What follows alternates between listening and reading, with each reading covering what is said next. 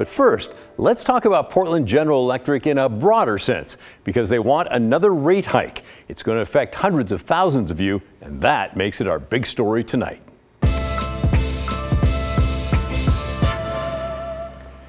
Now, just to be clear, Portland General Electric already got a rate hike of 18% that you saw on your January bill, and now they want more. In this new filing, PGE wants to increase rates next year by an average of 7.3% above where they are now. The company argues that it deserves to make a 9.75% return, and that without the increase, that won't happen. It also points out that it's investing in 2 huge battery storage operations in the Portland area that will store up to 4 hours of electricity to power as many as 260,000 homes. It also wants a new mechanism to ask for more frequent rate hikes to pay for safety and resiliency work on its system. I wanted to talk with PGE's CEO, Maria Pope, about that, but was told she was not available today. Bob Jenks, though, from the Citizens Utility Board, a watchdog group representing consumers, was available. He does not think much of this new PGE rate request.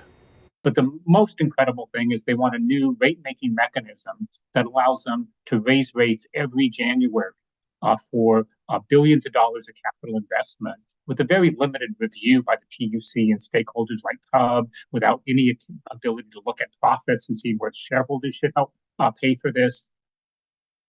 So you can tell which way he's going, and you can see the watchdog going to keep challenging that.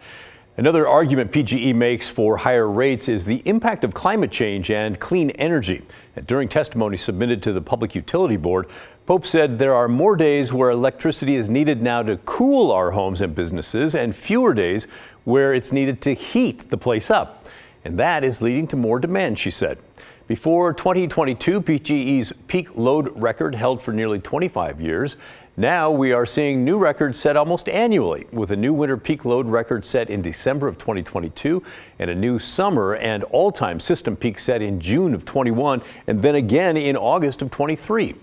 So the climate is fluctuating more wildly than we've seen before, and it's happening at the same time that coal plants are being shut down across the West. Coal plants are dirty and they're bad for the environment when it comes to producing electricity, but they are very dependable when they're up and running. So as more shut down, there's less dependable electricity during storms. Pope said about that, as utilities throughout our region embrace new clean energy technologies and beneficial electrification to reduce carbon emissions, regional capacity supply has tightened and frequently reaches critical levels during peak events, and energy prices regularly rise to unprecedented levels during high demand periods.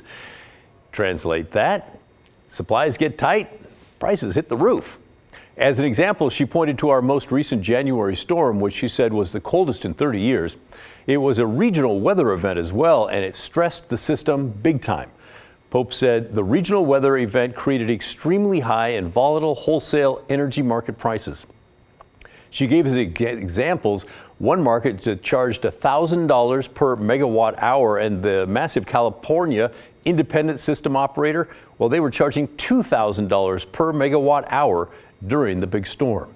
She also said that regional electric supplies were stretched to deficit levels, so they were kind of in danger of running out. There was not enough, and several other utilities had to actually declare what's known as an energy emergency alert. I'm still trying to find out specifically which ones did that. Not PGE, though. Speaking of that storm, we've been watching for a report PGE had to file that broke down their response to the January storm, and guess what? It's out today. They report that it took down 850 distribution power lines. That is the storm that came in. And over the course of the week, it knocked out power for roughly 440,000 customers. That's a new number that I'd not heard. Pacific Power customers were hit as well, 146,000 during that January storm.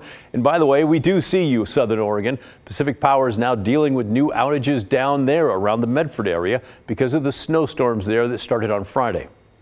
But we're going to stay focused on PGE in the Portland area for this. This is the formal report that's required by the Public Utilities Commission.